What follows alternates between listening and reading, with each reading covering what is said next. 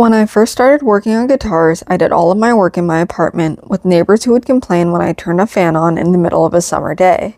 Needless to say, fretting with a hammer was out of the question. Now that I have my own workshop, I decided to give it a try. Since this is a bound neck, I had to do some extra prep to make sure that everything would sit nicely. I cut all of my fret wire to length and then cut off some of the tang from each fret.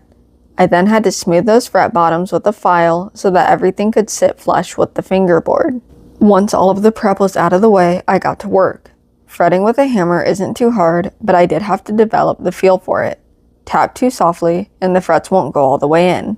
Smash the fret with the hammer, and the frets will get deformed or spring out of the slots. I made sure to check with my fret rocker as I went and continued this process for all of the frets.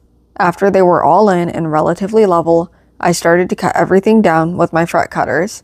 This tool gets everything pretty close, but I have a lot of cuts on my hands from frets that aren't nearly this sharp, so filing the ends flush was the next step. Now that these frets have a nice clean edge, it is time to start shaping them. I wanted to try for the rounded fret ends, so I'm filing a lot more than usual.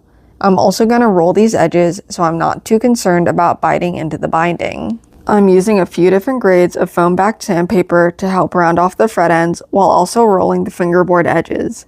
I started pretty coarse, around 180 grit, and cleaned it up with 320. I will also clean things up more as I move through the motions of leveling and crowning the frets. This is how the ends looked before all of that filing, and this is what they look like so far. While it's a little premature, I wanted to see what the grain would look like once everything was done. So I cleaned the fingerboard up with some naphtha and then gave it some lemon oil. So far, things are looking pretty good, but the next step is going to ensure that the neck also performs well when it finally finds a body.